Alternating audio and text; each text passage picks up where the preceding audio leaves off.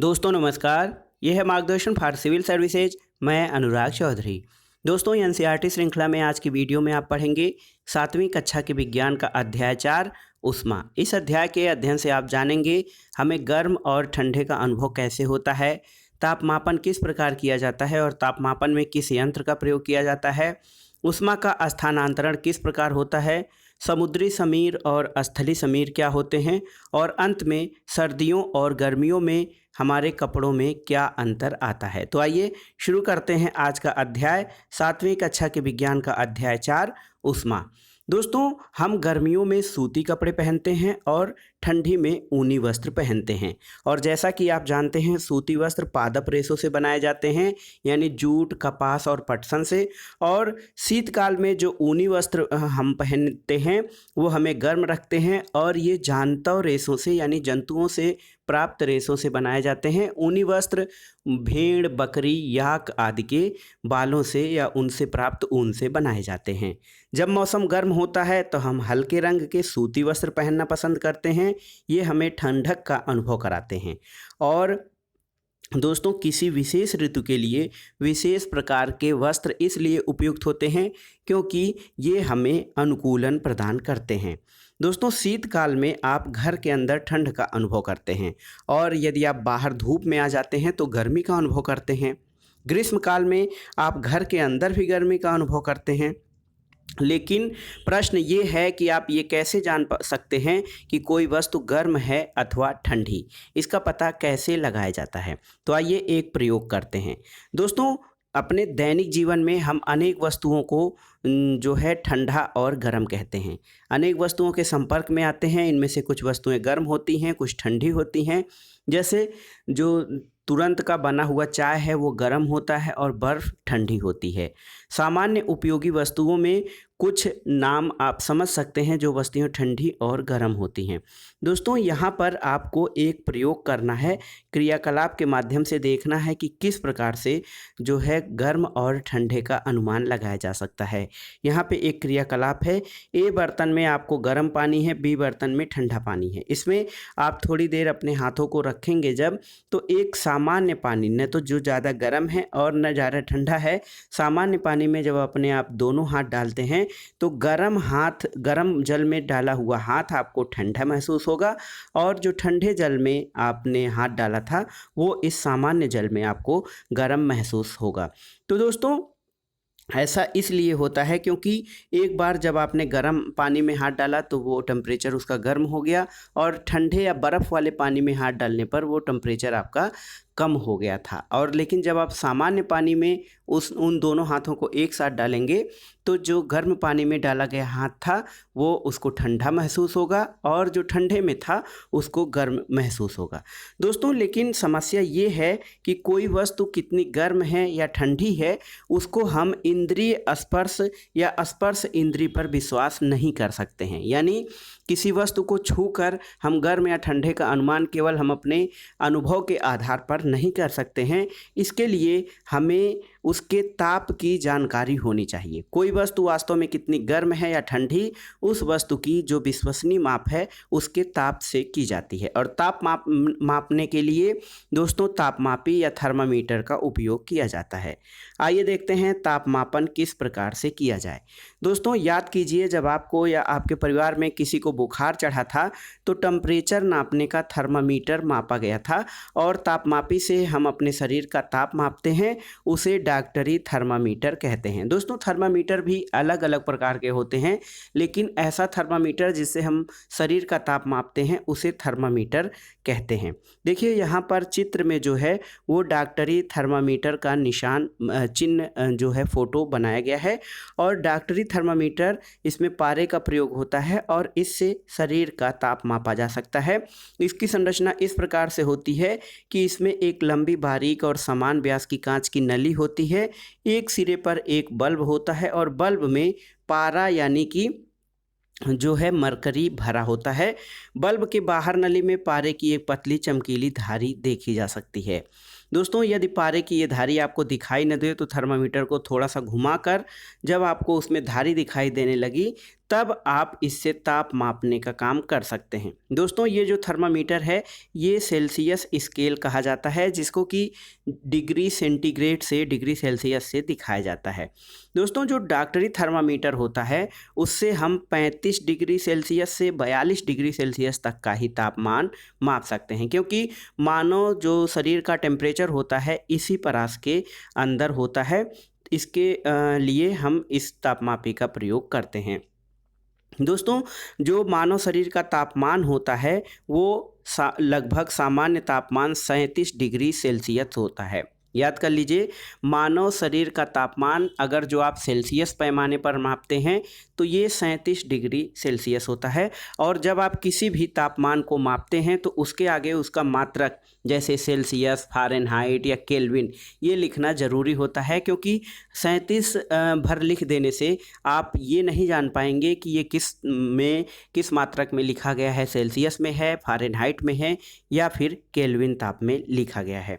तो दोस्तों डॉक्टरी थर्मामीटर से जब आप कुछ दोस्तों के तापमान मापते हैं तो ऐसा नहीं है कि सभी के तापमान 37 डिग्री सेल्सियस ही आएंगे। कुछ का तापमान थोड़ा सा कम या अधिक हो सकता है, और जिसको हम नॉर्मल टेम्परेचर या सामान्य तापमान कहते हैं वो स्वस्थ व्यक्तियों के विशाल समूह के शरीर का औसत तापमान होता है। आइए देखते हैं डॉक्टरी थर्मामीटर को पढ़ने या उसके पाठ्यांक को रीड करने के लिए कौन कौन सी सावधानियां बरतनी चाहिए। दोस्तों थर्मामीटर का उपयोग करने से पहले और उपयोग के बाद धोना चाहिए, और धोने के लिए किसी एंटीसेप्टिक घोल का प्रयोग अच्छा रहता है। और ये सुनिश्चित करिए कि उपयोग से पहले पारे का तल 35 डिग्री सेंटीग्रेड से नीचे होना चाहिए। थर्मामीटर को पढ़ते समय पारे का तल दृष्टि रेखा की सीध में होना चाहिए, और थर्मामीटर का सावधानीपूर्वक उपयोग किया जाना चाहिए। किसी भी कठोर पदार्थ से टकराने पर यह टूट सकता है। और इसके अलावा थर्मामीटर का उपयोग करते समय इसे बल्ब से नहीं पकड़ना चाहिए, क्योंकि जब वो बल्ब से पकड़ेंगे तो टेम्परेचर हमारा सही नहीं प्रदर्शित होगा। अब आइए देखते हैं दोस्तों कि क्या चेतावनी बरतनी चाहिए, क्या चेतावनी है डॉक्टरी थर्मामीटर का उपयोग के लिए। दोस्तों डॉक्टरी थर्मामीटर का उपयोग मानव शरीर का तापमान मापने को छोड़कर अन्य वस्तु का ताप मापने के लिए कभी मत कीजिए, और थर्मामीटर को धूप और आग के पास रखने से बचाइए। ऐसा करने से यह टूट सकता है। दोस्तों डॉक्टरी थर्मामीटर का प्रयोग केवल मानव शरीर का ताप मापने के लिए डिजाइन किया गया है। मानव शरीर का तापमान 35 डिग्री सेंटीग्रेड से कम और 42 डिग्री सेल्सियस से अधिक नहीं होता है, इसलिए इसका जो परास बनाया गया है या रेंज जो है वो 35 डिग्री सेल्सियस से 42 डिग्री सेल्सियस बनाया गया है। अब आइए देखते हैं प्रयोगशाला तापमापी। दोस्तों डॉक्टरी थर्मामीटर तो मानव शरीर का तापमान मापने के लिए हो गया, लेकिन अन्य वस्तुओं का तापमान कैसे मापा जाता है। दोस्तों इसके लिए एक अन्य तापमापी प्रयोग में लाते हैं, इसको प्रयोगशाला तापमापी कहते हैं। दोस्तों यहाँ पर इसमें जो मापे जाने वाले अधिकतम और न्यूनतम तापमान हैं ये 10 डिग्री सेल्सियस से 110 डिग्री सेल्सियस तक इस तापमापी से ताप मापा जा सकता है। दोस्तों विभिन्न प्रयोजनों के लिए भिन्न भिन्न तापमापी प्रयोग किए जाते हैं। जैसे मौसम की रिपोर्ट में दिए गए अधिकतम और न्यूनतम तापमानों की जानकारी के लिए अधिकतम न्यूनतम तापमापी का प्रयोग किया जाता है। प्रयोगशाला वाले जो तापमापी होता है उसका तापमान मापने के लिए कुछ सावधानियां बरतनी चाहिए।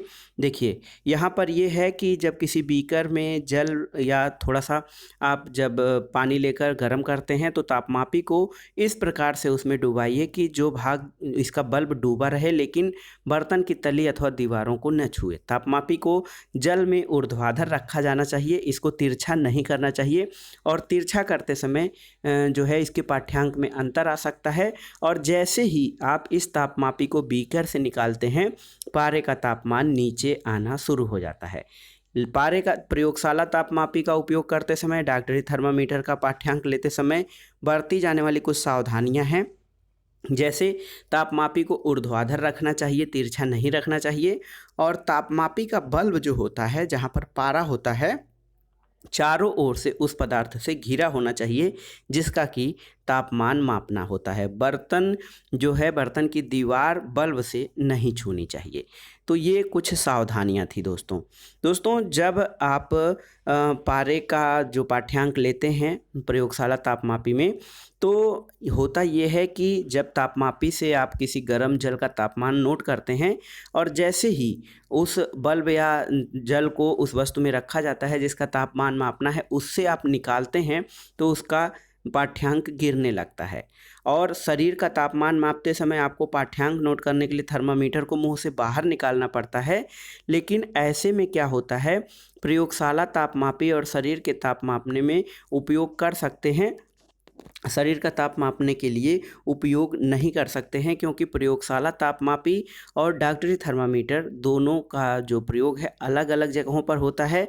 डॉक्टरी थर्मामीटर को मुंह से बाहर निकाल लेने पर भी पारे का तल वो नीचे या ऊपर नहीं जाता है और आप आसानी से उसका पाठ्यांक नोट कर सकते हैं। लेकिन जो प्रयोगशाला तापमापी होता है उसका पाठ्यांक जैसे ही उस ताप वाली वस्तु से निकाला जाता है वो गिरने लगता है।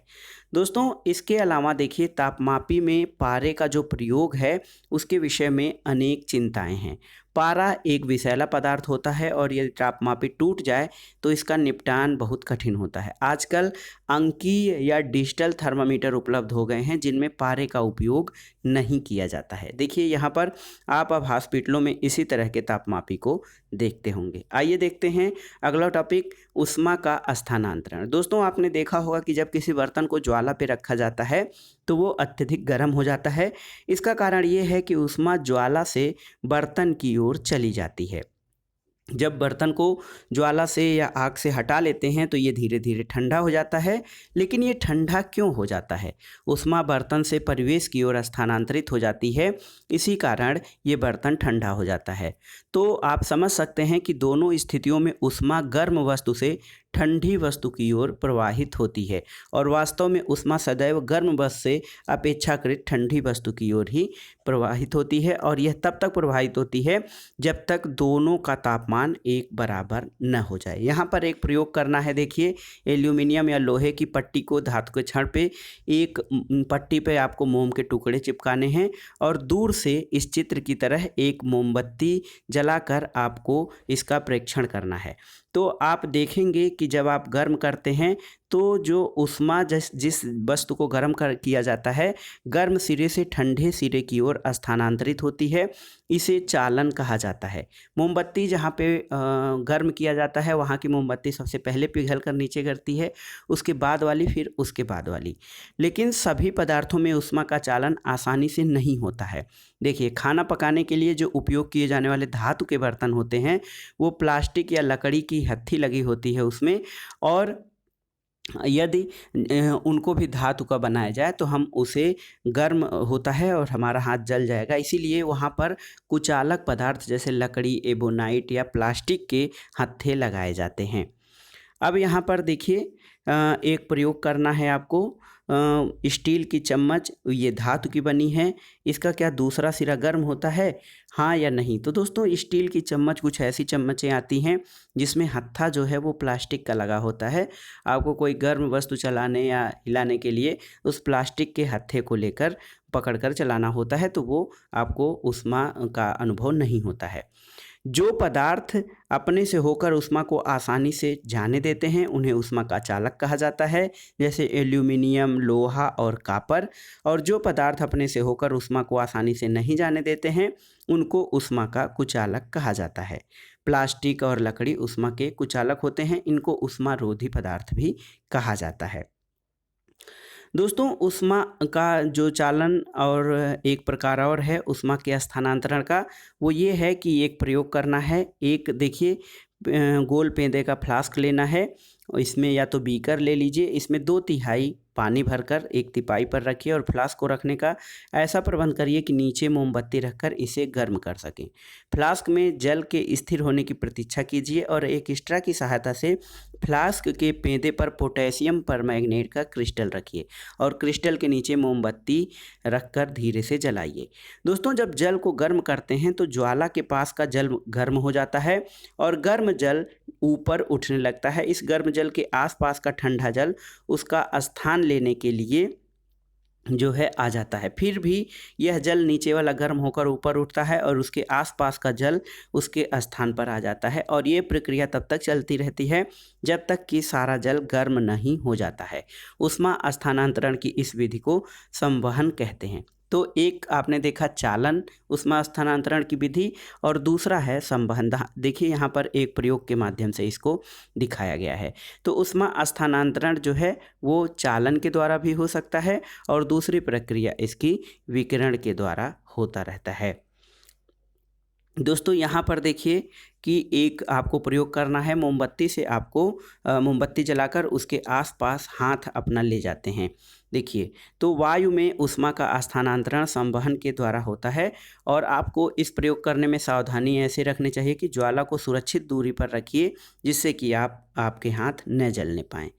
ध्यान दीजिए दोस्तों कि ऊपर की ओर वायु संवहन द्वारा गर्म होती है, इसलिए ज्वाला से ऊपर का हाथ गर्मी अधिक अनुभव करता है, जबकि बगल की वायु संवहन द्वारा गर्म नहीं हो पाती है, इसलिए वायु लौ के ऊपर वायु जैसी गर्म नहीं लगती है। दोस्तों एक और देखिए, तटीय क्षेत्रों में रहने वाले जो लोग हैं एक मनोरंजक घटना का अनुभव करते हैं। दिन के समय स्थल या धरती की सतह जल की अपेक्षा अधिक तेजी से गर्म होता है, और स्थल के ऊपर की वायु गर्म होकर ऊपर उठती है। इसका स्थान लेने के लिए समुद्र की ओर से ठंडी वायु स्थल की ओर चलती है, और चक्र पूरा करने के लिए स्थल की ओर से गर्म वायु समुद्र की ओर बह जाती है। समुद्र की ओर से आने वाली वायु को समुद्री समीर कहा जाता है, और समुद्री समीर की ठंडी वायु का लाभ उठाने के लिए तटीय क्षेत्र के भवनों में खिड़कियां समुद्र की ओर बनाई जाती हैं, और रात में यह प्रक्रम ठीक विपरीत हो जाता है। समुद्र का जल स्थल के जल की अपेक्षा धीमी गति से ठंडा होता है, इसलिए स्थल की ओर ठंडी वायु समुद्र की ओर बहने लगती है। तो यहाँ पर देखिए किस प्रकार से समुद्री समीर और स्थलीय समीर को दिखाया गया है, और इनका संवहन किस प्रकार से होता है। समुद्री समीर यानी दिन के समय धरती की या स्थल की वायु गर्म होकर ऊपर उठती है, उसका स्थान लेने के लिए समुद्र की वायु उधर जाती है, जिससे मौसम थोड़ा ठंडा अनुभव होता है। दोस्तों जो है हम जब धूप में खड़े होते हैं तो हमें गर्माहट का अनुभव होता है। ये हम पढ़ने जा रहे हैं ऊष्मा स्थानांतरण की तीसरी विधि। चालन और संवहन आपने देख लिया। अब आइए देखते हैं जो तीसरा है क्या है। जब हम धूप में खड़े होते हैं तो हमें गर्माहट होती है। सूर्य से हमें ऊष्मा कैसे पहुंचती है? यह चालन अथवा संवहन द्वारा हम तक नहीं पहुंच सकती, क्योंकि इन दोनों प्रक्रमों में ऊष्मा स्थानांतरण के लिए माध्यम आवश्यक होता है। चूँकि पृथ्वी और सूर्य के बीच अधिकांश स्थान में कोई माध्यम जैसे वायु नहीं है, इसलिए सूर्य तक हम ऊष्मा को एक अन्य प्रक्रम से महसूस करते हैं, जिसे विकिरण कहते हैं। तो विकिरण द्वारा ऊष्मा स्थानांतरण किसी माध्यम जैसे वायु अथवा जल की आवश्यकता नहीं होती है। माध्यम विद्यमान हो या न हो, विकिरण द्वारा ऊष्मा का स्थानांतरण हो सकता है। जब हम किसी तार या तापक या हीटर के सामने बैठते हैं तो हमें इसी प्रक्रम द्वारा ऊष्मा प्राप्त होती है। ज्वाला से हटकर रखा गया कोई गर्म बर्तन ठंडा होते समय अपनी कुछ ऊष्मा को विकिरण के द्वारा वातावरण में स्थानांतरित करता है, और हमारा शरीर विकिरण के द्वारा ही परिवेश की ऊष्मा देता है और उससे ऊष्मा ग्रहण करता है। दोस्तों सभी गर्म पिंड विकिरण के रूप में ऊष्मा विकिरित करते हैं या ऊष्मा को छोड़ते हैं। जब ये ऊष्मा विकिरण किसी अन्य वस्तु से टकराती है तो इसका कुछ भाग परावर्तित हो जाता है और कुछ भाग अवशोषित हो जाता है, कुछ भाग पारगत हो जाता है, और ऊष्मा के अवशोषित भाग के कारण ही वस्तु का ताप बढ़ जाता है। इसलिए धूप में बाहर जाते समय आपको छाते का उपयोग करने का परामर्श इसीलिए दिया जाता है कि जो ऊष्मा है, सूर्य से प्राप्त होने वाली विकिरण ऊष्मा है, उसका काफ़ी हद तक भाग परावर्तित होकर वापस लौट जाता है और आपको सीधे धूप लगने से बच जाती है। अब देखते हैं गर्मियों और सर्दियों में हमारे पहनने के वस्त्रों में प्रकार में उनकी भिन्नता क्या आती है। दोस्तों गर्मियों में हम हल्के रंग के कपड़ों को वरीयता देते हैं और सर्दियों में गहरे रंग के कपड़ा पहनना पसंद करते हैं। इसकी जानकारी के लिए देखते हैं यहाँ पर एक क्रियाकलाप करना है। टिन के एक जैसे 2 डिब्बे लीजिए और इनमें से एक का बाहरी पृष्ठ काला और दूसरी पे सफ़ेद पेंट कीजिए। दोनों डिब्बों में बराबर मात्रा में शीतल जल भरिए और उन्हें दोपहर के समय लगभग 1 घंटे के लिए धूप में रख दीजिए। दोनों डिब्बे में भरे जल के तापमान देखिए। दोनों के तापमान में कुछ अंतर पाते हैं? किस डिब्बे में जल अधिक गर्म है? और केवल जल को छूकर भी आप दोनों के ताप का अंतर कर सकते हैं। दोस्तों इसमें क्या होता है कि जो काली सतह वाली डिब्बा है उसमें जल जल्दी गर्म होता है और सफ़ेद सतह वाले में जल्दी गर्म नहीं होता है। देखिए, गर्मियों में सफ़ेद या हल्के रंग के कपड़े और सर्दियों में गहरे रंग के कपड़े पहनना आरामदायक इसलिए होता है क्योंकि गहरे रंग के पृष्ठ अपेक्षाकृत अधिक ऊष्मा अवशोषित करते हैं। इसलिए सर्दियों में गहरे रंग के कपड़े पहनना हमें अच्छा लगता है क्योंकि हमें थोड़ी सी गर्मी महसूस होती है, लेकिन हल्के रंग के कपड़े ऊष्मीय विकिरणों के अधिकांश भाग को परावर्तित कर देते हैं। इसलिए गर्मियों में हमें हल्के रंग के वस्त्र अधिक आरामदेह लगते हैं। दोस्तों यहाँ पर देखिए एक फैक्ट दिया गया है ब्लू बॉक्स में। हम अपने घरों को ठंडा या गर्म रखने के लिए कोयला या लकड़ी जैसे ईंधन अथवा विद्युत का उपयोग करते हैं। दोस्तों आपको पता होगा कि क्या ऐसे भवन बनाना संभव है जिन पर बाहर की गर्मी या सर्दी का कोई प्रभाव न पड़े? भवन की बाहरी दीवार को यदि ऐसा बनाया जाए कि उनके बीच वायु की एक परत बंद हो जाए तो ऐसा संभव किया जा सकता है। और ऐसा करने की एक विधि है कि भवन निर्माण में खोखली ईंटों का उपयोग किया जाए जो आजकल उपलब्ध होता है। हवा इसलिए कि हवा ऊष्मा की कुचालक होती है जो न तो गर्मी को बाहर आने देती है न गर्मी को बाहर जाने देती है, जिसके कारण जो टेम्परेचर होता है वो सामान्य रूप से वही बना रहता है। अब आइए देखते हैं सर्दियों में ऊनी वस्त्र हमें गर्म कैसे रखते हैं। दोस्तों सर्दियों में हम ऊनी वस्त्र पहनते हैं। ऊन ऊष्मारोधी होते हैं। इसके अतिरिक्त ऊन के रेशों के बीच वायु भरी रहती है और यह वायु हमारे शरीर को जो है शरीर की ऊष्मा को सीधे परिवेश में या वातावरण में नहीं निकलने देती है, जिसके कारण हमें ऊष्मा का अनुभव होता है। सर्दियों में आपको एक मोटे कंबल अथवा एक के ऊपर एक दो जुड़े पतले कंबलों में से किसी एक का चुनाव करने की छूट दी जाए तो आप इनमें से क्या चुनेंगे? दोस्तों आप इनमें से 2 पतले कंबलों का चुनाव करेंगे क्योंकि 2 कंबलों के बीच वायु की एक परत विद्यमान होती है जो आपको जल्दी जो है ठंडे लगने से बचाएगी। अब ये अध्याय आपने देख लिया। आइए इसका जो संक्षेप है उसको देखते हैं। किसी वस्तु की उष्णता की कोटि ज्ञात करने के लिए हम सदैव अपनी स्पर्श इंद्रिय पर विश्वास नहीं कर सकते हैं। ताप किसी वस्तु के उष्णता की कोट की माप होती है। तापमापी या थर्मामीटर वह पदार्थ होता है जिससे किसी वस्तु का तापमान मापा जाता है। डॉक्टरी थर्मामीटर का उपयोग शरीर का तापमान मापने के लिए किया जाता है और इस थर्मामीटर का जो रेंज होता है वो 35 डिग्री सेल्सियस से 42 डिग्री सेंटीग्रेड होता है और अन्य प्रयोजनों के लिए हम प्रयोगशाला तापमापी का प्रयोग करते हैं। इसका रेंज जो होता है 10 डिग्री सेंटीग्रेड से 110 डिग्री सेंटीग्रेड होता है। मानव शरीर का सामान्य तापमान अगर सेल्सियस में नापा जाए तो ये 37 डिग्री सेल्सियस होता है। आपको कमेंट बॉक्स में बताना है कि मानव शरीर का तापमान फ़ारेनहाइट पैमाने पर कितना होता है। दोस्तों इसके अलावा ऊष्मा उच्च ताप के पिंड से निम्न ताप की ओर प्रवाहित होती है और एक वस्तु से दूसरी वस्तु में ऊष्मा 3 तरीकों द्वारा स्थानांतरित हो सकती है: चालन, संवहन और विकिरण। ठोसों में ऊष्मा का संचलन जो है वो चालन द्वारा होता है। द्रवों और गैसों में ऊष्मा का संवहन होता है, संवहन द्वारा स्थानांतरित होती है। और विकिरण द्वारा ऊष्मा के स्थानांतरण के लिए किसी माध्यम की आवश्यकता नहीं होती है। जो पदार्थ अपने से होकर ऊष्मा को आसानी से प्रवाहित होने देते हैं उन्हें ऊष्मा चालक कहा जाता है। जैसे धातुएं जो हैं लोहा, एल्यूमिनियम, चांदी, ये ऊष्मा के चालक कहे जाते हैं। और जो पदार्थ अपने अंदर से होकर ऊष्मा को चालित नहीं होने देते हैं, प्रवाहित नहीं होने देते हैं, उन्हें कुचालक पदार्थ कहा जाता है। दोस्तों गहरे रंग की वस्तुएं हल्के रंग की वस्तुओं की अपेक्षा अधिक ऊष्मीय विकिरणों की अवशोषक होती हैं। यही कारण है कि गर्मियों में हल्के रंग के कपड़े अधिक आरामदेह होते हैं।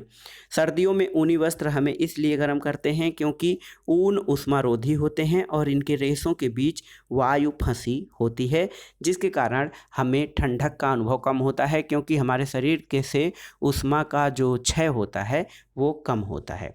तो ये था आज का वीडियो 7वीं कक्षा के विज्ञान का अध्याय 4 ऊष्मा। इसमें आपने आसानी से कुछ बहुत सामान्य फैक्ट्स के बारे में समझा। कुछ फैक्ट्स इसमें से ये हैं कि मानव शरीर का तापमान कितना होता है, डिग्री सेल्सियस और फ़ारेनहाइट तापमान में आपको बताना है। ऊष्मा स्थानांतरण की कितनी विधियां हैं, और समुद्री समीर और स्थली समीर क्या होते हैं, और सर्दियों और गर्मियों में हमारे जो कपड़े पहनने का ढंग होता है वो अलग क्यों होता है। यानी हम गर्मियों में सूती और हल्के कलर के कपड़े क्यों पहनते हैं और गर्मियों में ऊनी और मोटे कपड़े क्यों पहनते हैं। तो इन सब का उत्तर आपको इस वीडियो से मिल जाएगा। वीडियो आपको कैसा लगा हमें कमेंट बॉक्स में ज़रूर बताइएगा। वीडियो को लाइक करें, शेयर करें और इस चैनल मार्गदर्शन फॉर सिविल सर्विसेज को सब्सक्राइब करें। वीडियो देखने के लिए धन्यवाद। नमस्कार दोस्तों।